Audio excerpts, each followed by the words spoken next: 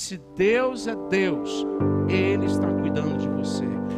Foge, foge. Pecado, a gente foge. Pecado, a gente corre dele. Pecado, a gente dá as costas.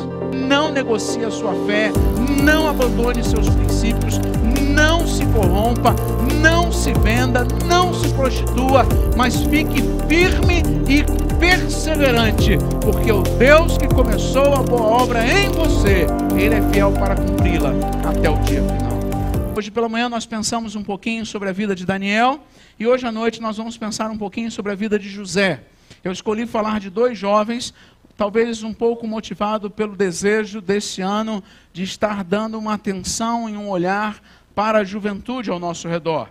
Os dias têm sido muito difíceis para os nossos jovens, para os nossos adolescentes, nas escolas, nas faculdades, e para nós como família em geral, temos grandes desafios, mas eu creio que Deus tem algo precioso para a sua vida, quando nós olhamos para a história, para a vida, para a mente desses homens. Quando nós olhamos para Daniel hoje pela manhã, que aos 16 anos de idade foi levado para o cativeiro babilônico. Ali ele não se deixou amargar, mas ele, comprometido com Deus, se tornou 10 vezes mais sábio do que os homens e líderes daquela nação, e foi alçado à posição de primeiro-ministro da Babilônia, de grande influência, e durante 70 anos de sua vida, influenciou aquela nação e glorificou o nome de Deus, a ponto do rei da Babilônia declarar no capítulo 2, sem dúvida alguma, Daniel, o seu Deus é o Deus dos deuses. Sem dúvida alguma, Daniel, o seu Deus é o maior de todos os deuses. Na mentalidade pagã do rei da Babilônia, da maneira como ele encarava as divindades, por causa do testemunho daquele jovem, que chega aos 16 anos e por volta dos 20, 21 anos já está interpretando sonhos do imperador. Aquele imperador, vendo a vida daquele jovem, vendo o testemunho daquele jovem, aquele imperador declara: o seu Deus é o Deus dos deuses. Da mesma forma, nós podemos olhar para José. E, na verdade, a história de José ela é grande, né? O livro de Gênesis narra para nós vários episódios da história da sua vida, e nós poderíamos ler várias passagens, e eu selecionei uma acho que ela resume bem um pouquinho assim o que eu quero tentar mostrar para você. Abra sua Bíblia em Gênesis, capítulo 45. Gênesis 45. José já está lá no Egito, já está socorrendo as pessoas, já está ajudando as pessoas, e seus irmãos já chegaram lá, ele já fez todo aquele movimento de ficar com o irmão, de mandá-los voltar, de colocar a taça na bagagem de Benjamim, e aí a gente chega no capítulo 45. A essa altura, José já não podia mais conter-se diante de todos os que ali estavam e gritou: façam sair a todos. Assim, ninguém mais estava presente quando José se revelou a seus irmãos. E ele se pôs a chorar tão alto que os egípcios o ouviram, e a notícia chegou ao palácio do faraó. Então disse José a seus irmãos: eu sou José, meu pai ainda está vivo? Mas os seus irmãos ficaram tão pasmados diante dele que não conseguiam responder-lhe. Cheguem mais perto, disse José a seus irmãos. Quando eles se aproximaram, disse-lhes: eu sou José, seu irmão, aquele que vocês venderam ao Egito. Agora, não se aflijam, nem se recriminem por terem me vendido para cá, pois foi para salvar vidas que Deus me enviou adiante de vocês.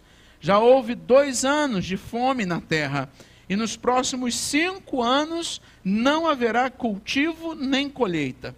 Mas Deus me enviou à frente de vocês para lhes preservar um remanescente nesta terra e para salvar-lhes a vida com grande livramento. Assim, não foram vocês que me mandaram para cá, mas sim o próprio Deus. Ele me tornou ministro do faraó e me fez administrador de todo o palácio e governador de todo o Egito. Voltem depressa a meu pai e digam-lhe: assim diz o seu filho José, Deus me fez senhor de todo o Egito. vem para cá, não te demores.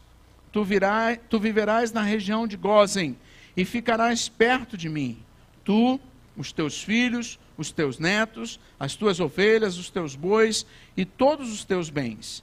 Eu te sustentarei ali, porque ainda haverá 5 anos de fome. Do contrário, tu, a tua família e todos os teus rebanhos acabarão na miséria. Vocês estão vendo com os seus próprios olhos, e meu irmão Benjamim também, que realmente sou eu que estou falando com vocês.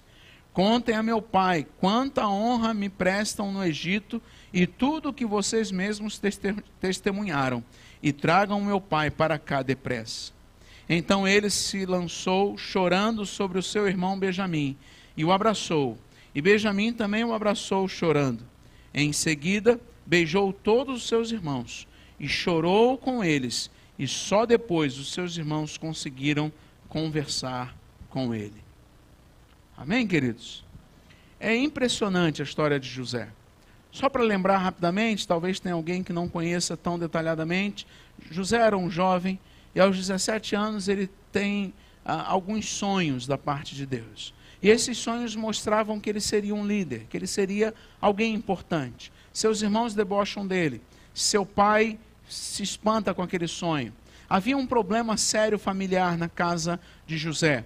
Como José foi filho de Jacó, mas filho da esposa amada, que era Raquel, que por muito tempo não pôde dar filhos a Jacó, e Jacó tinha tido outros filhos com Lia e com suas concubinas, mas agora havia nascido José. José era o caçula.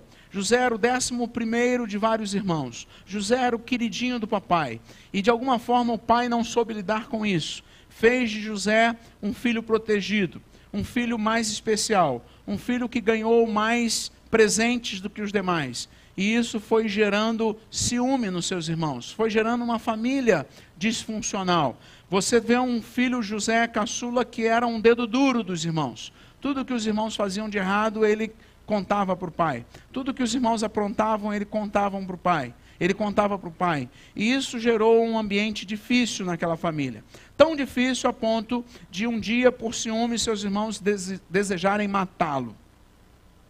Protegido pelo irmão mais velho, decidem então jogá-lo num poço, porque o irmão mais velho tinha intenção de tirá-lo e levá-lo para casa.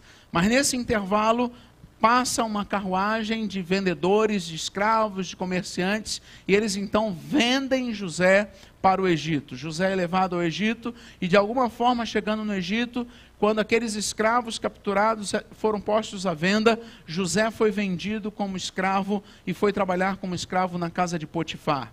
Na casa de Potifar, José faz um trabalho excelente. Ele é abençoadíssimo por Deus. E de maneira linda, ao invés de ser um jovem amargurado, desanimado, frustrado, iracundo, pelo contrário, José trabalha com zelo. E a graça de Deus está sobre ele, e a presença de Deus está com ele. E aí José se sobressai na casa de Potifar, a ponto de Potifar chamar José e dizer: tudo o que eu tenho está em suas mãos. Tudo o que eu tenho está sob o seu governo. Só uma coisa você não tocará, na minha esposa. E José assim faz e começa a zelar e trabalha, e Potifar prospera significativamente por causa da presença de José. Mas um dia, a mulher de Potifar, desejosa de se deitar com José, e acredita-se que aquilo já vinha por algumas semanas, por algum tempo, ela se insinuando para José, ela aliciando José, num determinado dia ela tenta agarrá-lo. José, para honrar a Deus e honrar o seu senhor, Potifar, ele foge da mulher de Potifar. Ela então o calunia. Com a calúnia da esposa, Potifar acredita na esposa e lança José na prisão. José fica preso por um tempo, mas da mesma forma o Senhor é com ele. José prospera na prisão, a ponto do carcereiro entregar as chaves da prisão a José e deixar que ele cuide de todo o cárcere. Naquele ambiente, José tem um momento de interpretar sonhos do padeiro e do copeiro do rei. Ambos que tinham sonhos desafiadores e tinham sido lançados na prisão. José interpreta o sonho e diz com clareza que o padeiro iria morrer, mas o copeiro iria ser restituído à sua posição. E assim acontece dias depois. o copeiro promete a Josué falar bem dele e conseguir a liberdade dele junto a Faraó. Mas, na verdade, ao chegar diante de Faraó e trabalhar com Faraó, passam-se 2 anos e o copeiro pouco se importa com José. Mais 2 anos de prisão, mais 2 anos de frustração, mais 2 anos de cansaço. Quando Faraó tem um sonho, e nesse sonho que falava do tempo de pobreza e tempo de riqueza, ninguém no Egito consegue interpretar. Nessa hora o copeiro se lembra de José, fala de José para o Faraó, Faraó chama José, José sai da prisão, vai até Faraó e interpreta todo o sonho. Faraó acha espetacular a fala de José, fica impressionadíssimo com a sua sabedoria, porque além de interpretar o sonho, José dá a orientação do que fazer. José diz para Faraó: separe 20% de toda a sua produção e guarde em celeiros para os dias de pobreza. E ali Faraó entende e vai declarar na visão de Faraó, na visão pagã de Faraó, Faraó chega a declarar que sobre José estava o espírito dos deuses excelentes. Naturalmente ele não conhecia o Deus de José, mas ele faz essa declaração. José então é alçado a governador do Egito, ficando abaixo de Faraó. E aquele que era um jovem, aos 17 anos, que sonhara em ser um líder, 13 anos depois, aos 30 anos de idade, diante de Faraó, recebe o selo, recebe a autoridade e começa agora a governar sobre o Egito. E José então começa a governar sobre o Egito, e aí vem os 5 anos de fartura, com José governando, e depois 2 anos de miséria, quando a gente chega nesse momento em que José se reencontra com seus irmãos. Então estamos falando do reencontro com José aproximadamente aos 37 anos de idade, 20 anos depois que seus irmãos o venderam para os comerciantes. E aí chegamos nesse texto que eu acabei de ler. Bem, olhando para essa história de José, eu quero trabalhar o tema nessa noite, superando barreiras e alcançando os sonhos de Deus. E com muito carinho eu quero chamar a sua atenção e quero chamar a atenção dos nossos jovens, dos nossos adolescentes, dos nossos juniores, aqueles que estão aqui e aqueles que vão acompanhar depois na internet. Porque eu creio que há algumas verdades lindas na vida de José, que eu e você precisamos nos apossar e precisamos colocar em prática na nossa vida. Ao falar de superar barreiras, queridos, eu quero mostrar algumas que José superou. Primeira barreira que eu quero destacar que José superou foi a barreira de uma família disfuncional. Sim, a família de José não era uma boa família. Quem acompanhou o seriado sobre José pôde ver um pouco isso. A família de José, a família de Jacó, o pai de José, era uma família assim de muitos conflitos, de muitas intrigas, de muito ciúme entre Lia e Raquel, entre as servas de Lia e as servas de Raquel, Raquel estéril, havia problemas sérios de relacionamento, havia problemas sérios de respeito mútuo, problemas entre os irmãos, desonra entre os irmãos com o pai, uma família disfuncional. Muitas vezes, querido, você enfrenta lutas hoje na sua vida, você enfrenta desafios na sua vida, você está lidando com dores na sua alma, porque a sua família foi disfuncional na sua formação, ou ela é disfuncional hoje. Há uma falta de respeito mútuo, às vezes há uma falta de amor no seu lar, há uma falta de carinho, há uma falta de fidelidade, talvez o seu pai não esteja presente, ou talvez você nunca nem conheceu o seu pai. Sua mãe também não é a melhor dos mundos, ou talvez você nem tenha conhecido sua mãe. Eu não sei qual é a sua história, eu não sei qual é a sua dor, mas eu quero dizer para você que é possível você ser um vencedor, galgar os sonhos de Deus na sua vida, a despeito da sua história familiar. Não acredite na mentira de que porque sua família foi problemática, você vai ser problemático para sempre. Isso é uma mentira. Não acredite que porque seu pai foi violento e não soube mostrar amor, não soube cuidar de você, que você precisa hoje ser um homem violento e não conseguir mostrar amor, zelo e carinho com os seus filhos. Não acredite, filha, jovem, moça que está aqui, porque você cresceu ouvindo da sua mãe que marido não presta, que homem não vale nada, que homem não significa nada. Não acredite nessa mentira, porque você pode ter um casamento abençoado por Deus, lindo, e viver para a glória de Deus. Não estou dizendo que as dores da sua família não sejam reais. Não estou dizendo que as dores do seu lar, da sua história, do seu passado, da sua mãe, da sua avó, do seu tio, do seu irmão, suas dores não sejam verdadeiras. Mas o que eu estou dizendo é que você não precisa ser prisioneiro dessas dores. Você não precisa ser prisioneiro e refém de uma história que foi ruim no passado. O seu passado, querido, precisa ser um professor. Você precisa olhar para trás, como alguém que dirige de vez em quando olha no retrovisor, dá uma espiada no retrovisor, para ver se não vem ninguém muito perto, para ver se não tem nenhum perigo ao redor. Mas você tem que olhar para frente e saber que em Deus há a possibilidade de uma nova história. José tinha irmãos complicados, José tinha uma família dolorida, mas ele foi livre disso.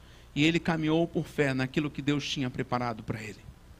E ele pôde experimentar tanto que quando ele reencontra seus irmãos, quando ele reencontra seus irmãos, e mesmo depois, no capítulo 50, quando seu pai Jacó morre, que seus irmãos ficam com medo de que José agora, com a morte do pai, iria fazer alguma coisa. José nunca precisou se vingar dos irmãos, nunca precisou descontar nada nos irmãos, nunca precisou pagar com a mesma moeda com os irmãos, nunca precisou dar o troco, como a gente costuma dizer. Por quê? Porque José não foi refém, não ficou refém das mazelas da sua família. Ele foi livre. E livre, ele recebeu bênção de Deus. E recebendo bênção de Deus, ele estava pronto para abençoar. Segunda barreira que José vence é a barreira da traição e do abandono. Gente, é que a gente lê a Bíblia, né? Eu costumo dizer que a gente lê a Bíblia romanticamente. A gente acha tudo lindo, maravilhoso quando a gente lê. E a gente lê muito rápido. A gente pega, por exemplo, o livro de Gênesis e se a gente for ler a história de José, talvez em 10, 15 minutos a gente leu toda a história. Então a gente viu o jovem de 17 anos sendo agarrado pelos irmãos, sendo lançado no poço, tirado do poço, vendido na estrada, aquele jovem vendo seus irmãos conversando, vamos matá-lo agora, vamos matá-lo. Agora, vamos parar um pouquinho, vamos tentar nos transportar para um momento.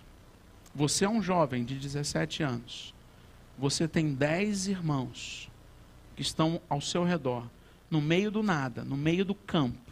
Seu pai não está perto, não tem ninguém para te proteger. E seus irmãos estão te empurrando. Já viu aquela cena? Que um empurra para o outro assim? Tenta imaginar. Um joga para o outro. É agora que a gente vai bater nele. É agora que a gente vai matar ele. E eles estão falando sério. Eles não estão brincando com José. Eles estão ameaçando de morte seu irmão. Eles estão dizendo, vamos tirar a vida. Vamos matar esse moleque. Esse filhinho de papai vai morrer agora. E esse é o momento. E agora José está angustiado.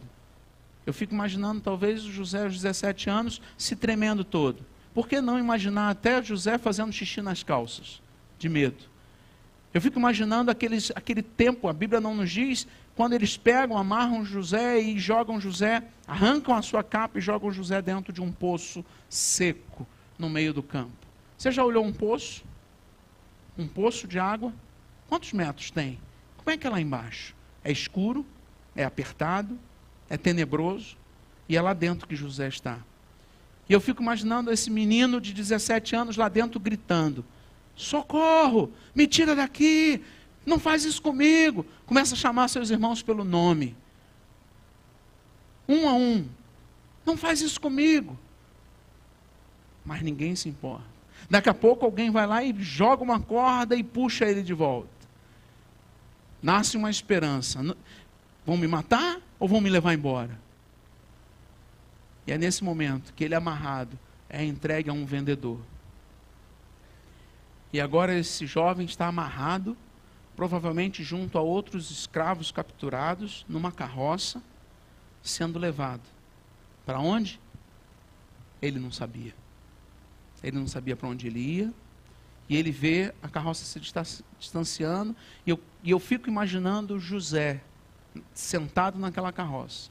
Sujo, suado, machucado, aos berros. Meus irmãos, não façam isso comigo. E os irmãos vão ficando longe, vão ficando pequenininho. E ele está cansado, e ele já não consegue gritar mais. Traição e abandono. Você consegue imaginar a intensidade dessa traição na mente, no coração de um jovem de 17 anos? Talvez seja tão dolorosa como a sua, porque você já carrega no seu coração há algum tempo traição e abandono. Há muito tempo você não consegue recomeçar porque você foi traído. Há muito tempo você não consegue recomeçar porque você foi abandonado. E você continua com medo. E você continua com angústia na alma. E você continua com temores no coração. Você não consegue desenvolver um relacionamento saudável porque você tem medo de que a qualquer momento você vai ser traído. Você não consegue se entregar plenamente a Deus porque onde estava Deus quando te abandonaram? Mas eu quero dizer para você, querido, que José conseguiu vencer a traição e o abandono dos seus irmãos. Sabe por quê? Porque apesar dos seus irmãos terem abandonado José, Deus não o abandonou jamais. Em toda a história de José, as pessoas que se relacionam com ele, Potifar, o carcereiro, Faraó, sempre vão declarar: sobre você está o Espírito dos deuses excelentes. É um testemunho real das pessoas que convivem com José, de que Deus estava com José. Essa foi uma segunda barreira que José superou, a barreira da traição, a barreira do abandono. Quero dizer para você, querido, se você está paralisado por traição ou abandono, Deus tem cura para você. Deus quer mudar a sua história. Deus quer te dar novos sonhos, novos projetos, novas possibilidades.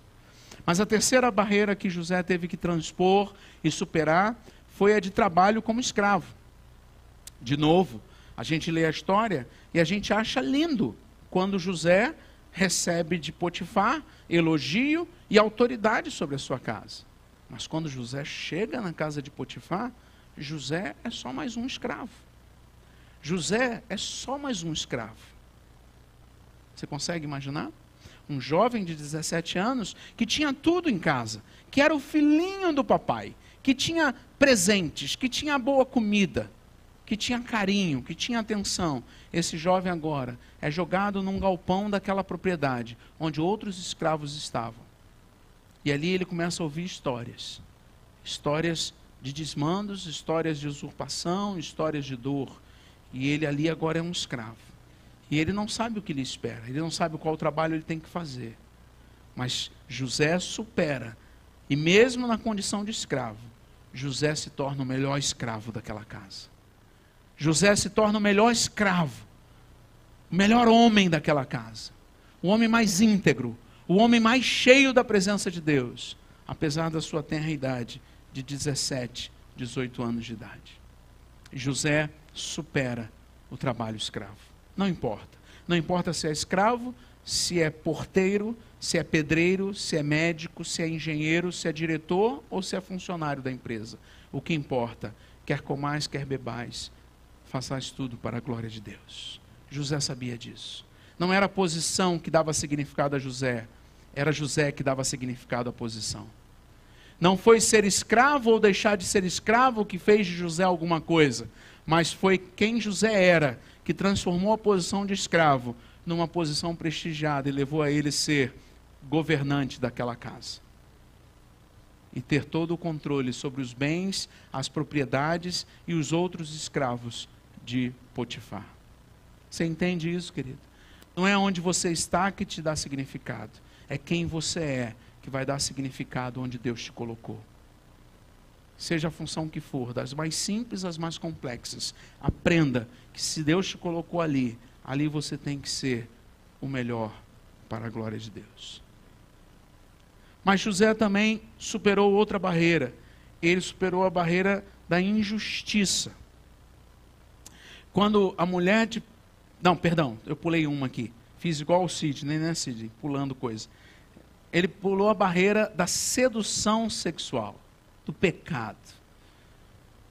O cara foi guerreiro. Imagina um jovem, diz a Bíblia que ele era um jovem bacana, bonito, saudável, forte.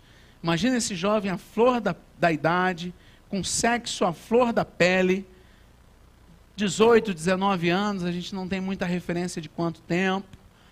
E esse jovem tem agora uma mulher, que provavelmente era uma mulher bem cuidada, era uma mulher da alta sociedade, era uma mulher de posses, era uma mulher que começa a tentar seduzi-lo, começa a tentar se deitar com ele. E ele poderia ter virado amante dela.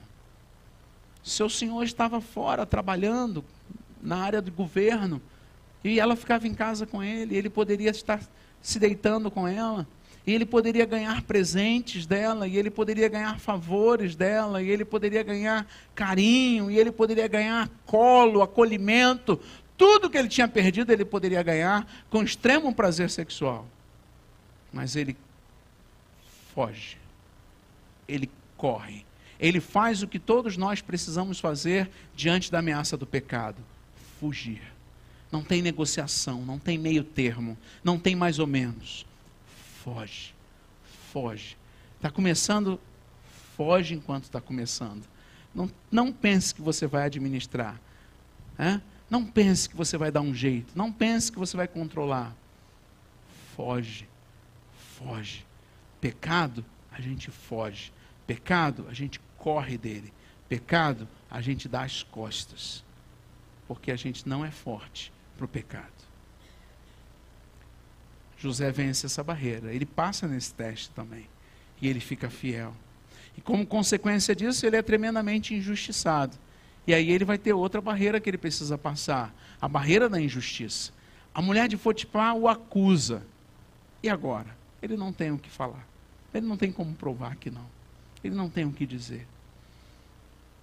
Provavelmente as pessoas ao redor disseram: que absurdo, Potifar confiou tanto nele, olha o que ele fez. Quantas vezes somos injustiçados? Quantas vezes não somos compreendidos? Quantas vezes não somos ouvidos quando gostaríamos de ser ouvidos? Quantas vezes não recebemos a aprovação que sabemos que tínhamos direito? Não somos levantados ao cargo ou à posição onde temos convicção que merecíamos e que podíamos estar. Fomos injustiçados. Sim, fomos injustiçados. Mas José passa no teste. E agora ele é lançado na prisão. E na prisão ele podia ter chegado cheio de raiva e ter ficado mais revoltado ainda, depois de tudo o que tinha acontecido. Mas ele se destaca e ele se torna o auxiliar do carcereiro. O auxiliar do carcereiro. E dentro das barreiras que José teve que superar, a última barreira que eu quero destacar, dentre outras que certamente na sua vida, no seu coração, suas emoções, eu poderia falar das emoções, eu poderia falar das noites de desânimo, eu poderia falar das manhãs que não dava vontade de levantar da cama, eu poderia falar de saudade, eu poderia falar de solidão, eu poderia falar de muitas outras coisas, mas eu quero só colocar mais uma barreira. Eu quero colocar a barreira do tempo. Passar no teste do tempo. Porque quando Deus faz uma promessa, Ele é fiel para cumprir, mas às vezes demora. Foram 13 anos, desde os sonhos aos 17 anos de idade. Está em Gênesis 37, verso 2.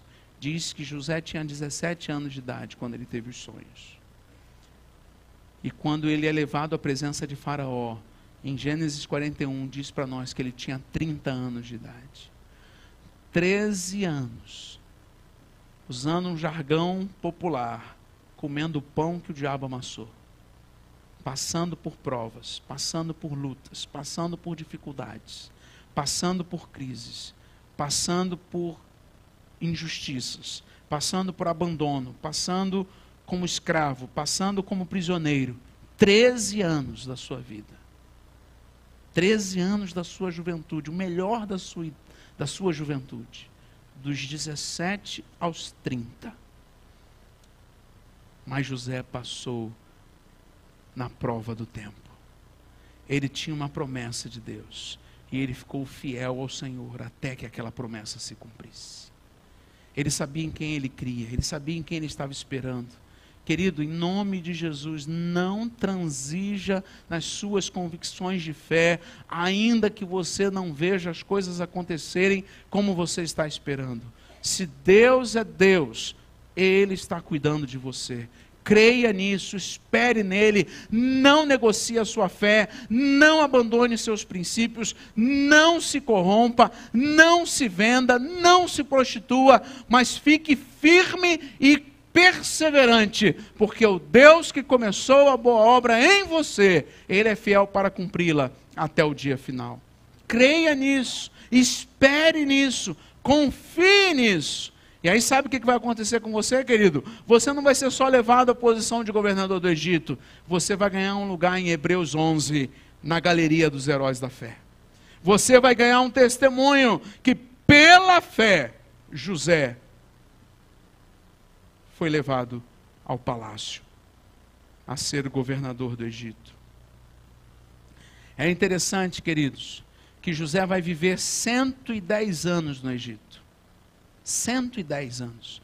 Ou seja, tirando os 17 anos que ele viveu na casa de seu pai, José viveu 93 anos no Egito, fora da sua pátria, fora da sua terra, fora da sua família inicial, fora daquilo que ele tinha controle e domínio, mas ele estava no centro da vontade de Deus, debaixo da mão soberana de Deus. E parece até interessante, né? Daniel passou 70 anos na Babilônia. José, 93 anos no Egito. Mas mesmo estando no Egito tanto tempo, mesmo estando na Babilônia tanto tempo, não perdeu o coração fiel ao Senhor. Você consegue entender isso, querido? Nós estamos perdendo o coração fiel ao Senhor muito fácil, irmãos. Nós estamos perdendo muito fácil. A gente perde na empresa para poder ganhar vantagem. A gente perde o coração fiel ao Senhor na faculdade para ser o cara entre a galera. A gente perde o coração fiel ao Senhor nos namoros impróprios. A gente perde o coração fiel ao Senhor nos negócios porque a gente quer mais dinheiro. A gente está perdendo o coração fiel ao Senhor muito facilmente. Mas eu olho para um jovem como José, 13 anos de penúria, depois mais tantos anos, 80 anos de vida no Egito, e mesmo estando no Egito, mesmo estando num palácio idólatra, mesmo estando num local de confusão de divindades, mesmo estando numa nação que tantas vezes desonrou a Deus, aquele homem foi fiel ao Senhor até a morte. Precisamos pedir ao Senhor uma vida que é gerida pela fé, porque foi isso que fez José ser vencedor.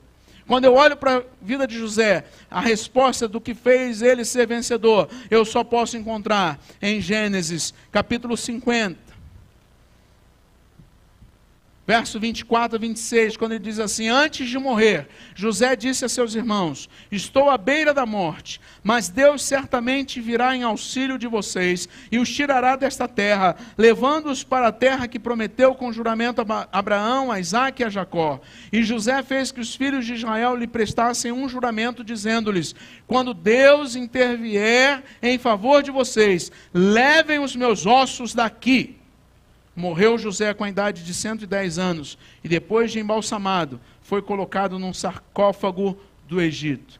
Quando a gente lê a história do Êxodo, o povo de Israel, quando é tirado do Egito por Moisés, eles levam consigo os restos mortais de José. E quando a gente vai em Hebreus, capítulo 11,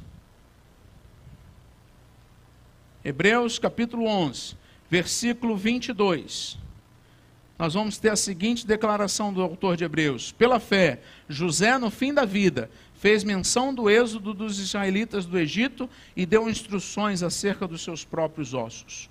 José venceu pela fé. Pela fé ele não amargurou o coração e serviu fielmente a Potifar quando chegou em sua casa como escravo. Pela fé, José não adulterou e honrou o seu patrão, não tocando naquela mulher, por mais que os seus hormônios e o seu corpo pedisse isso. Pela fé, ele serviu na prisão e se tornou homem de confiança do carcereiro, num lugar onde ele tinha tudo para se tornar um marginal. Ele brilha e se destaca como um homem de honra Pela fé. Pela fé, salvou milhões da fome ao interpretar o sonho de Faraó. Pela fé, perdoou seus irmãos. E pela fé, apontou para Jesus. Por isso, José é conhecido na Bíblia como uma tipologia de Jesus, aquele que salva milhões. Pela fé. E você, querido? E você, meu jovem, minha jovem, meu irmão, minha irmã? Você está atrás das barreiras? Continua falando dos problemas? Que isso está difícil, que aquilo está problemático, que meus pais são assim, porque minha mãe é assado, porque meu avô é desse jeito, porque o meu patrão isso, porque minha pastora aquilo, porque o meu pastor aquilo outro, porque o meu líder de célula fez assim comigo na outra igreja, porque... Até quando você vai estar atrás das desculpas? Até quando? Se as barreiras estão diante de você, querido, eu quero dizer para você nesta noite, em nome de Jesus, você precisa transpor essas barreiras. E você só vai fazer isso pela fé. Mas ao transpor e superar cada barreira, você vai alcançar os sonhos que Deus tem para a sua vida. Levante-se, meu amado. Tome uma decisão, porque Deus tem sonhos lindos para você. Mais um ano se inicia, mais um período de vida, mais um momento da sua história, mais um tempo da sua caminhada. E você tem que fazer uma decisão. Você vai caminhar pela fé? Você vai caminhar quando todos dizem para você parar? Você vai avançar na direção dos sonhos que Deus colocou no seu coração? Quando todos dizem que é loucura? Quando todos dizem que não tem jeito? Você vai caminhar e avançar na direção do que Deus tem te chamado, tem te apontado, tem te mostrado, mesmo quando ninguém mais consegue ver, mesmo quando seus irmãos riem de você, ou até mesmo seus pais acham que você está delirando, querendo coisa demais. Eu quero dizer para você nesta noite, querido, Deus chama você a viver 2019 pela fé. É pela fé. Não é pelo que eu controlo, não é pelo que eu domino, é pela fé. José passa 13 anos, jogado de um lugar para o outro. Traído, abandonado, injustiçado, cansado, sozinho. Mas eu fico imaginando, uma das experiências mais próximas de José, que eu conversei com alguém um dia, eu já falei aqui na igreja algumas vezes, foi no encontro que eu tive com o pastor Alan Yuan, que já faleceu, e foi um pastor na China, ficou preso mais de 20 anos por causa do Evangelho. Talvez a história daquele homem seja muito próxima à história de José. Quando ele disse para nós naquele jantar, que tinha dias sim, que ele tinha vontade de não viver mais, mas que o que renovava a sua esperança e o seu ânimo todos os dias era o tempo que ele tinha à tarde, quando os prisioneiros eram levados para o pátio para fumar. Ele não fumava, ele se retirava no pátio, ele olhava para o céu, e olhando para o céu, ele recitava alguns salmos, ele cantava alguns hinos, e ele renovava o seu encontro com o Senhor. Por mais de 23 anos, pastor Alan Yuan, todas as tardes fez isso. Voltava para a cela, não tinha ninguém, não tinha amigos, não tinha igreja, não tinha música, não tinha coro, não tinha louvor, não tinha outro pastor, não tinha Bíblia, só tinha Deus. Meus amados, estamos num país em grande turbulência. Turbulência moral, turbulência financeira, turbulência na área da segurança. Muita coisa acontecendo. E no meio desse tumulto todo, dessa tempestade toda, Deus está procurando os Josés da história. Onde estão os homens e as mulheres que vão ter um coração fiel a despeito das circunstâncias?